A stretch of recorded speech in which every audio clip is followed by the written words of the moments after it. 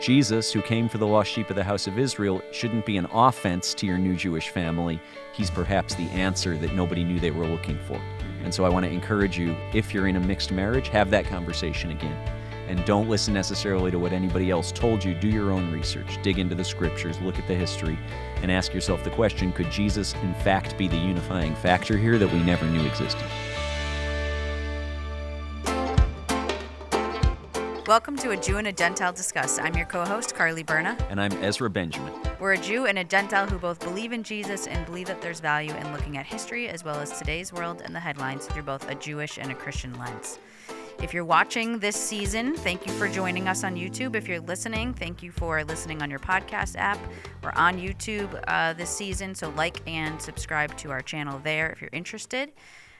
Today we're actually going to be talking about marriage, and last season, Ezra, we did a couple of episodes on mixed marriages, you know, what that was like with a Jew and a Christian or two Jews. Right. Some really interesting, funny commentary on that. So if you missed that, go back and listen to it. Sure. But today we're specifically going to be talking about demystifying the Jewish wedding. Right. And, you know, as soon as I hear Jewish wedding, it's like hippocampus issue for me. I think of growing up watching Meet the Parents with Ben Stiller, which is like classic. If you have one or two Jewish parents and that's your heritage and background. And I'm remembering Owen Wilson. I don't remember the character's name in the movie, but Owen Wilson, you know, lives in this incredible mansion and, you know, builds this canopy for Ben Stiller to get married under, and he goes, I believe your people call it a Hooo-paaah, and it's like burnt in my mind whenever I hear Jewish wedding. I believe your people call it a Hooo-paaah. So anyway, today we're going to talk about the Hooo-paaah. I think that's actually kind of part of the title of this episode. Yep. And what the heck does that mean, and how do you really say it, and why does it exist, and all of that. Yep, definitely. So before we get to talking about the Jewish wedding, we want to remind you that you can partner with us, and by doing that, we will in turn send you some of our Lost Tribes coffee, which is from Ethiopia. We actually work in Ethiopia, and we bring humanitarian aid and the good news of Jesus, Yeshua, to many different communities in Ethiopia. We've been working there for over 20 years. So you can get that information on our website, ajewandagentilediscuss.org. And if you stay tuned to the end of this podcast, there's a chance for you to win that coffee for free. So let's discuss. What do you know about Jewish weddings? Yeah, Let's start I've with actually never been to a Jewish wedding. I've been Shame. to a virtual Jewish wedding, someone that we know, Uh-huh. I don't know, maybe 5+ years ago. Right. They got married. I think it was in Israel. It was just outside Jerusalem. Yeah, Yes. at sunset in the hills of Judea, actually, right Yes. outside the city of Jerusalem. So for those of us who couldn't travel, we watched it on Zoom or something. So I've only kind of, you know, seen that. So you Skyped into a Jewish wedding. We'll give you partial credit. Jewish wedding. Partial credit. Yes. So I've obviously seen pictures, seen Right. movies, which probably haven't given the best, insight. Sure. And heard some things. I'll ask you based on, you know, some of the things I've seen and heard, kind of like the Hooo-paaah thing, Right. you know, to get The into Hooo-paaah. that. Yeah. You probably have been to many Jewish weddings, participating in your own. I've been to a few, as you said, yeah. Some in the States, some in Israel, actually, believe it or not, which was really cool and a different experience to be, at a kind of more rabbinic, traditional Israeli-style wedding in the land of Israel a few years ago, probably almost 10 years ago now. Time flies. And then my own personal experience marrying an Israeli and putting together a Jewish wedding as believers in Jesus that reflected both American Ashkenazi Jewish, which means it's a fancy word for kind of Northern European traditional Jewish traditions from, you know, the old world, Ukraine, Belarus, Poland, and then also modern Israeli traditions that my wife brought, you know, which is, it can be anything. It can be Ashkenazi, it can be Iraqi, it can be Yemenite. Yep. So it was a smattering, you know, and in our wedding, because we have Ethiopian friends, there was Ethiopian, you know, la, la, la, la, la, through the whole thing. So I don't, our wedding was just sort of this international mishmash, but it was awesome, and it was very much a Jewish wedding. So with those experiences in life, I'll, you know, share that with our listeners today, and we can unpack the Jewish wedding. Yeah. Good. Well, I did Google Jewish wedding, and Okay. so I have kind of a list of things that I don't know anything about, and so you can tell me, oh, this doesn't happen at all, Right. or this does. Right. The first question I have is just, is there something specific you wear to a Jewish wedding? Like if I was going, is it kind of like a normal wedding, or when I say normal, I mean non-Jewish, I guess. Yeah. Or is there A something? Gentile wedding. Right, a Right. Gentile wedding. Yeah. Or is there something else? No, I think it depends on people's particular tradition and their personality. There's not like a prescribed, this is what you wear. Often men will wear, in almost any Jewish wedding, in fact, whether you're really religious or whether you're not, and even in the Jewish believing, the Messianic community, the groom is going to wear a kippah. Another term for that is yarmulke, but Yeah. it's that round head covering. Yeah. And the idea there is to recognize that you are not your own ultimate authority, that the ultimate headship over you, even though you're entering this covenant relationship where you're becoming the head of the house spiritually and in some of the big decisions, and you're responsible for your wife and the children you'll eventually have, you're not your own. There's a headship over you, and that's God himself. So as believers, of course, we also do that. I wore a kippah in my wedding, and it's to say I am under authority beyond myself, which when you're entering into this life-changing, huge covenant is actually a comforting thing Yeah. more than a restricting Yeah. thing. So other than that, I mean, some people wear suits, some people wear tuxedos. Israeli friends of mine got married in linen shirts and cargo pants, just sort of to say, this is who I am, and I'm humble at the Hooo-paaah. I'm humble under this wedding canopy. I'm not trying to be anything more than I am, and we need the Lord to make this work. So, I think you run the gamut. But is there some special thing that brides wear? No. Is white a common white also? wedding Okay. dress. Yeah, Yeah. brides maybe is more traditional too. Yeah. The Gentile wedding or a Yeah. more typical wedding you'd see anywhere else. A white dress is very typical, and the veil. We'll talk about the veil in a minute. But Yeah. other than that, it's anybody's guess what somebody's going to wear. It could be Okay. super formal or super casual. Okay, so similar to a non-Jewish wedding, people have all sorts of. I've seen, people wearing tennis shoes to obviously Sure. totally dressed up. So Sure. Okay, I also read that there's some people fast before the wedding. Yeah, in Jewish tradition, seasons of feasting, of which a marriage, in Bible times, a marriage celebration would last 7 days sometimes, this incredible party. In essence, it was like the honor of the family to demonstrate through the extravagance of the feast how much they'd been blessed with. So maybe not that way today. Maybe, in New York City, people still do that. My wife's been to incredible, like renting out Broadway theater, gala weddings because the family was Persian Jewish, and it was part of their honor to throw this extravagant feast. But as I said, in Jewish tradition, sometimes before seasons of feasting come seasons of fasting. So often the groom, or sometimes in more, ultra-religious Jewish circles, the bride as well, will fast. Now, does that mean they just don't eat? Some people fast like they fast on Yom Kippur, which in Jewish tradition, you don't eat any food and you don't drink any water. You consume nothing. And so people, to recognize the seriousness of the covenant they're entering into and to try to engage with the Lord and humble themselves, will either fast food or fast food and water. Now, Make sure you don't pass out while you're standing at How practical is that before standing in the sun, Yeah. reading all these blessings in Hebrew? Jury's still out. But different people do that, and some don't. For some it's a celebration all day. For others, it's a time of really serious reflection and fasting before the feast and the celebration of the wedding and the reception. Yeah.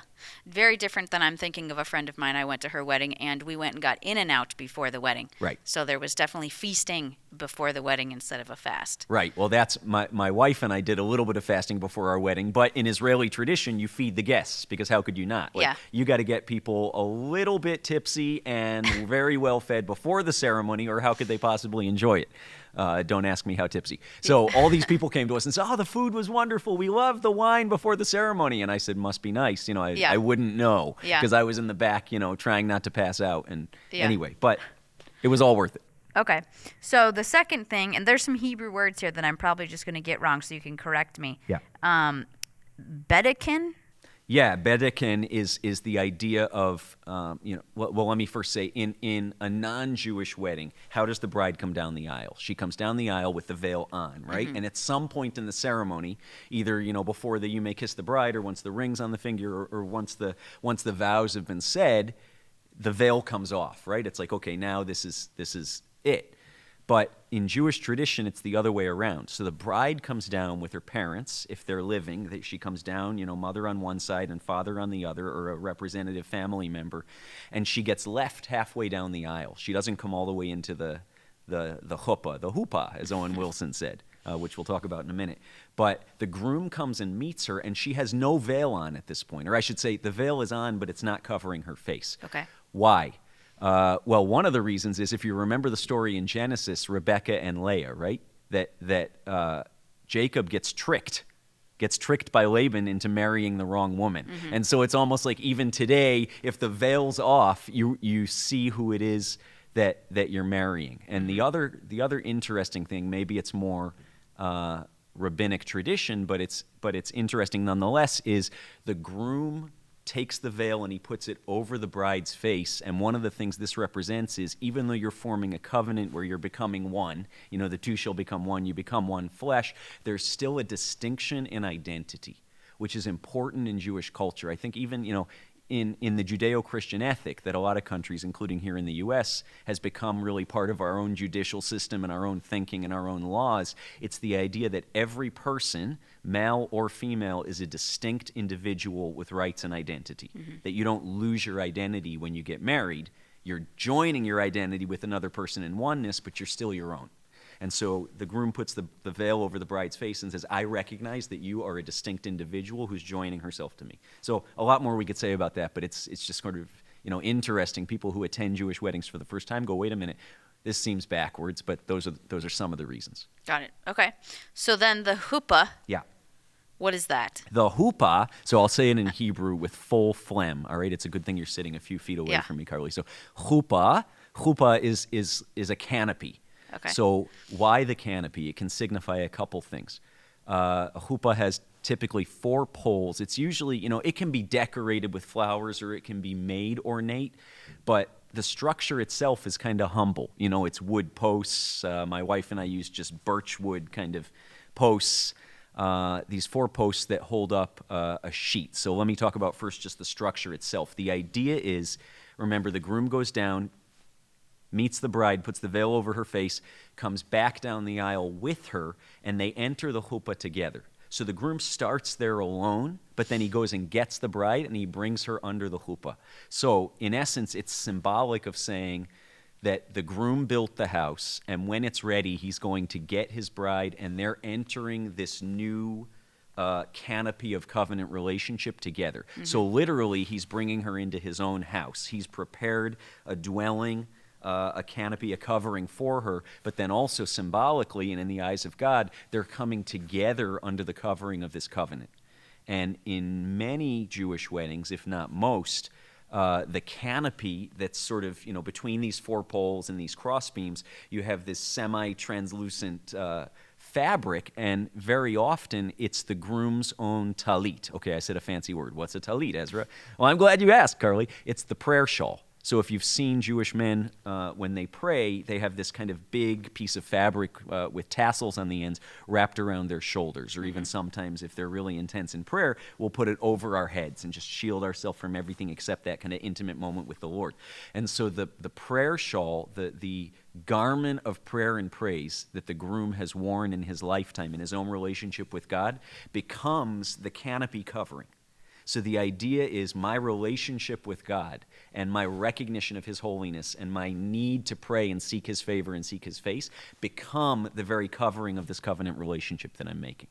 And a lot more we could say about the Hooo-paaah, but that's the idea. Mm-hmm. Almost every Jewish wedding you're in, if it doesn't kind of completely throw out tradition and do its own thing, is going to have a Hooo-paaah, and that's what's going on. Inviting into the home, inviting under the covering of covenant relationship, and that true shield and covering is the groom's own relationship as the spiritual head of the house with the Lord.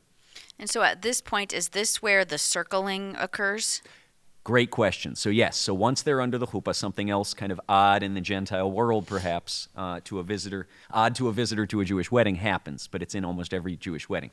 The bride will circle the groom either in silence or while there's music playing between 3 and 7 times. So what's going on here? A couple things. One is that the bride's train is usually getting completely caught up around the groom's feet, and it's super awkward, and nobody really knows what to do. Anyway, it's a moment, but it happens in every Jewish wedding, so we're all used to it. So while the 3 to 7 circling is happening, what we're remembering is a couple things. In essence, the bride is now making a statement to the witnesses of the wedding, to the onlooker, he's mine, which is kind of interesting. I mean, but that's appropriate for a marriage, appropriate for a wedding. She's in essence marking the lines she's surrounding him and saying, as we're entering into this relationship, like Song of Solomon says in Hebrew, Ani ledodi v'dodi li, which is, I am my beloved's and my beloved's is mine. Mm-hmm. And my beloved is mine, that she's saying, this is now, this man is now one with me. He belongs to me. And the other thing that's happening, maybe more symbolically, but I think it's cool imagery, is almost like the children of Israel marched around Jericho 7 times, and then the walls fell. As the bride is marching around her groom 7 times, she's breaking down the walls of his heart. Mm. So when this covenant-making ceremony finally begins after the circling, and the rabbi who's officiating the ceremony calls things to order, she's already broken down any resistance he would have emotionally to coming into covenant with her. So it's a very cool thing. It's fun and awkward and teary and all of the above. So before I go on, as you were talking, I was just thinking, do most Jewish people who attend a Jewish wedding know the meaning behind all of these things, like you're explaining?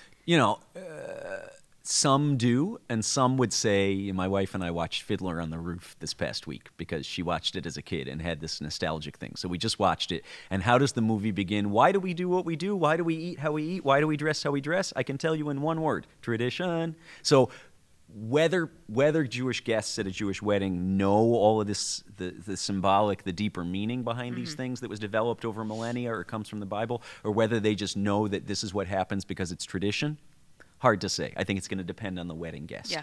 But these elements, even if people don't understand necessarily why, are certainly expected and welcomed in a Jewish wedding. Got it. Okay. So next is Ketubah. Yeah. Good. That was a very American pronunciation. Thank you for that. No, it was good. Most people say it that way, even in the Jewish community. Yeah. So Ketubah, or Ketubah, as we say, if you're a New York Jew, you say the Ketubah. And if you're an Israeli who actually knows how to say the word, you'll say Ketubah. So what is a Ketubah? It's literally a publicly presented contract. Now, is marriage a contract only? No. We understand that it's more than that in the eyes of God. It's a covenant. I think even if a Jewish person doesn't believe Jesus is the Messiah, if you have any recognition that there is a God, that he actually exists and he's the God of our people forever, then you'll recognize it's more than a piece of paper. It's a covenant, but the piece of paper is signed by the bride and the groom, either right before or right after the ceremony, and signed by the rabbi and by 2 witnesses. Mm-hmm. So it's in essence, this covenant has been witnessed by one vested with the spiritual authority to invite the couple into it, and by witnesses chosen by the couple, and then you hold it up to all the guests. And it's in Hebrew, so most people, in a Jewish wedding in America have no idea what it says, but you hold it up and say, we're declaring to the witnesses, to the community, that we have entered into a covenant and really a contract together. So what's the language of it? It's what's required of the bride and it's what's required of the groom. So my wife, as I said, is from Israel. She had ours made in Jerusalem, and it's very beautiful, but I wasn't there. And so one of the things that she said is required of the groom is, by the way, if this covenant ever ends, Ezra owes me $12 million. Like, it's in there. It's in Hebrew. Yeah. This number that's pretty long, Hebrew. And I'm like, what does this mean? She said, well, I just took the date of our marriage and turned it into a numeric amount. So if you ever leave me 12. So anyway, that's never going to happen. She's a lawyer, so she is an attorney. So that was a nice move. I should have read the fine print. Anyway, I agree nonetheless, and I wholeheartedly agreed. But so the Ketubah is the requirements of the marriage. Is that similar to like vows at a Gentile wedding? The vows. Yeah, the vows also happen in a Jewish wedding, and that's a great question. But this is really saying that the covenant isn't to be taken lightly.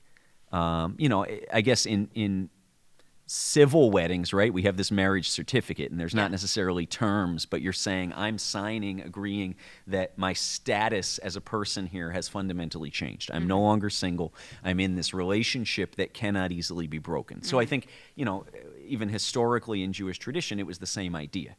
Now, again, you see in the Old Testament the idea of if there's a problem with your wife under these conditions, sign a certificate of divorce and send her away. Well, in New Covenant Judaism, recognizing that God exists and that he sent Yeshua to redeem us from our sins and to reconcile us to him, and that a covenant is holy in the eyes of God, it's not about the contract, it's about this holy union that you're entering into. But nonetheless, signing on the dotted line and saying, I'm declaring to the community I no longer belong only to myself is still very important in Jewish tradition. Got it. Okay. Yeah. So at this point, or at some point in the wedding, is what probably the only Jewish word or phrase most people know, which is Mazel Tov. Right. So that happens right after another thing we'll mention, and that thing to end the wedding ceremony. You've said your vows, you've exchanged the rings. There's these 7 Hebrew blessings that we won't get into in detail today that guests or family members come up and bless the couple with. And one of those blessings includes, if you know your Bible and think of Bible times, this will resonate with you.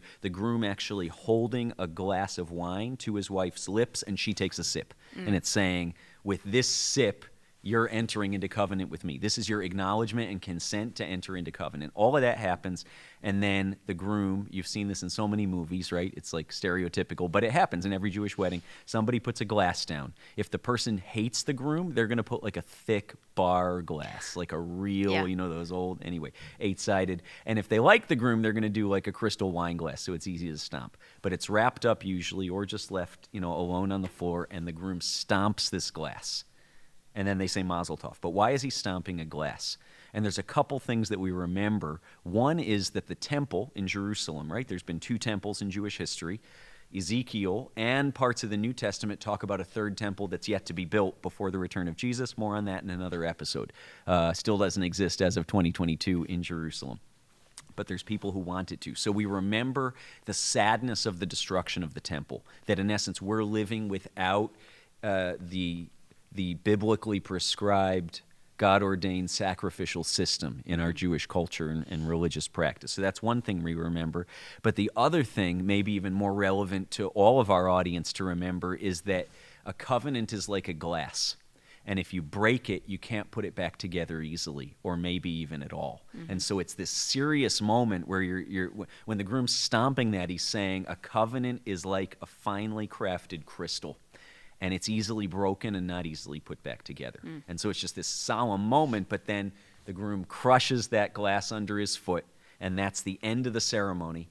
And then everybody shouts, per your question, Mazel Tov. Well, what does that mean? It's really Hebrew for congratulations. That's what it means. And then immediately it's like sudden, change of scene, and music usually starts, and there's dancing, and there's eating, and there's more drinking. Has to be more drinking, just saying. And then the big ceremony starts. It's party time. But that's the end of the wedding ceremony, the breaking of the glass. Groom kisses bride if he doesn't forget. And I can't tell you how many, before we got married, my wife said, don't you dare forget to kiss me after you break the glass. Because the groom's so relieved that this whole ceremony and all the Hebrew and the blessings are over, and I hope I don't cut my foot open when I crush this glass, that it's like, okay, praise the Lord, I'm done. You know? And then he forgets. And I've seen so many YouTube videos. Like, I had to watch them. It was part of maybe brainwashing before the ceremony, so I would be aware of it, of grooms crushing the glass, Mazel Tov, and then the groom goes and hugs his buddies. And the bride is like, hello? Anyway, so that did not happen, I remember. That's good. Thankfully. But that's what happens. So one of the other things I read was that people give gifts in increments of $18. Yeah, we can call this like the bonus round, Carly. So what's the deal with 18 in Jewish culture? 18 letters in Hebrew, backing up a half a sentence, letters in Hebrew carry a numeric value. So often, like if you look at if you're in Israel and you're looking at a calendar, it's not going to say like numbers for the year 5782. Okay, on the Jewish calendar, it's going to have a series of Hebrew letters that carry that numeric value. And so the word chai, which means life, like to life, l'chaim, right? Another Fiddler on the Roof thing. But whenever you toast somebody in Jewish culture, you don't say, to our health or cheers. You say l'chaim, to life. And so chai, those 2 consonants in Hebrew, those 2 Hebrew letters, are also the numeric value 18. When they're placed together. Okay. And so 18 means life, which in Hebrew, in Jewish culture, is often the biggest value is the preservation and the abundance of life. Every human life is of individual, unique, precious value to the community, and as well to God. And so gifts in increments of 18, we got a couple of those at our wedding. I won't tell you how many zeros there were or were not after the number 18. Doesn't matter. Yeah. Less than I would have liked. But anyway, the number 18 was to life. That's what it's saying, is may your wedding, may your covenant, may your marriage and your family be filled with life. May God bless you with life. Got it. Yeah. I love how there's so much meaning behind everything, or at least understanding it.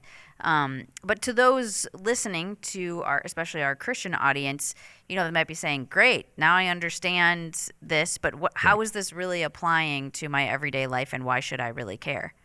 Yeah, I think, part of what we're doing in this podcast, Carly, is trying to bridge a gap between the Christian, either the Catholic, evangelical, Anglican, high church, low church, whatever you want to call it, community, and this Jewish community that sort of we look at each other across the aisle of faith sometimes. Even the Jewish believing community to the evangelical community, and go, I don't know how to relate to you and I don't understand what you're doing, so I'm just going to kind of disengage or pretend you don't exist or just smile and never really take the time to get to know. So as much as we challenge the Jewish listener to not accept maybe what they've been told their whole life, that the Christians hate you and the church is fundamentally opposed to the Jewish people and the gospel is not for you, Jesus is the God of the Christians, we're also challenging our Christian listener to say, hey, look again at this culture, this Jewish tradition, Jewish faith, Jewish people, Jewish colleague, Jewish extended family member that you haven't understood, and perhaps if we could understand more and have a more informed dialogue, we could get somewhere together in our understanding of life, in our understanding of what happens after we die, in our understanding of is there a God and who is he and what does he really require of us? What does he require of Israel and what does he require of those from all the nations? So that's part of what it is the Jewish wedding, I think, has so much biblical symbolism that I hope is meaningful to Christians who, should they do a Jewish wedding? Probably not. That would be weird. Would they want to incorporate some elements? I have lots of Christian friends who have taken elements of the Jewish wedding and incorporated them because they found it so meaningful.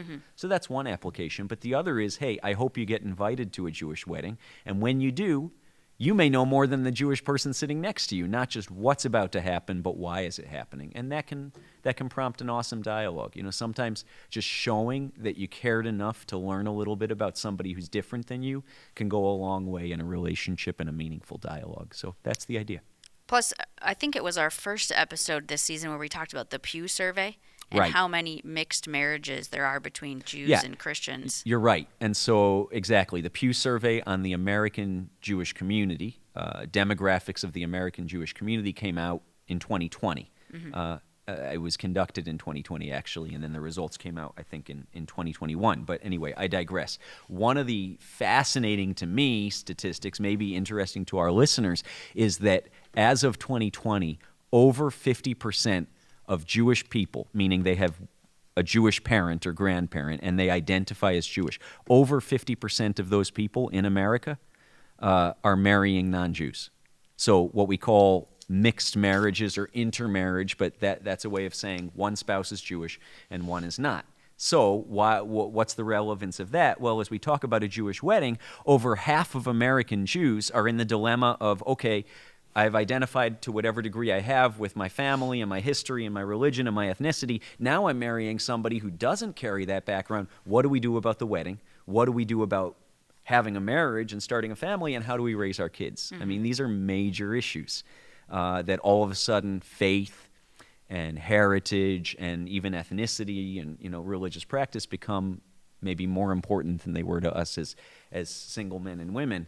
And so my encouragement to our listener, whether you have a Jewish background or whether you have a Christian background, is if you're in relationship or even in marriage with somebody who is not Jewish, if you are, and they're Jewish, if you're not, is consider the possibility that perhaps the Lord didn't set you up to be diametrically opposed to each other. Perhaps the Messiah promised to Israel, the one who came for the lost sheep of the house of Israel, namely Jesus, who died according to the Scriptures and was raised according to the Scriptures and was witnessed by many after his resurrection, that perhaps he, who is also the Savior of all the world, might be the way that somebody not from a Jewish background and somebody from a Jewish background can have some synergy and some shared understanding and really, most importantly, shared faith and worldview and outlook about this life and what happens after we die and bring those things together. And I think there's more and more, Carly, of an interest, and that's part of why we're doing this podcast, among mixed marriages, among people who have one Jewish parent but weren't necessarily raised that way. What do I do? And now do I have to choose between Jesus or being Jewish? No, it's a false choice, because I believe, and unapologetically I'll say today and continue to say, that Jesus, belief in our Messiah, and embracing him is the fulfillment of our identity and destiny as Jewish men and women, not a departure from it. And for the non-Jewish listener, if you're married to a Jewish person, Jesus, who came for the lost sheep of the house of Israel, shouldn't be an offense to your new Jewish family. He's perhaps the answer that nobody knew they were looking for. Mm-hmm. And so I want to encourage you, especially if you're in a mixed marriage, have that conversation again. And don't listen necessarily to what anybody else told you. Do your own research. Dig into the scriptures. Look at the history. And ask yourself the question, could Jesus in fact be the unifying factor here that we never knew existed? Yeah, I think that's a good recap for those listening. Even just to have more information about a Jewish wedding in case they are invited or they're planning their own. Right. So thanks for sharing all of that. Sure. And now we can also understand Owen Wilson's the Hooo-paaah. Yes, now you know. The exactly. As I mentioned at the top of the podcast, you can enter for a chance to win our Lost Tribes coffee. You can do that by texting JG to 474747, or you can go to our website, ajewandagentilediscuss.org. You can find more of our episodes on our website or subscribe to this podcast on any of the podcast apps. Watch us on YouTube. Share this content with anyone you know that you think would be interested. And as always, you can submit questions to us that we'll answer in the episodes as well. So thanks for listening to another episode, and join us next week. This show is a production of Jewish Voice Ministries International.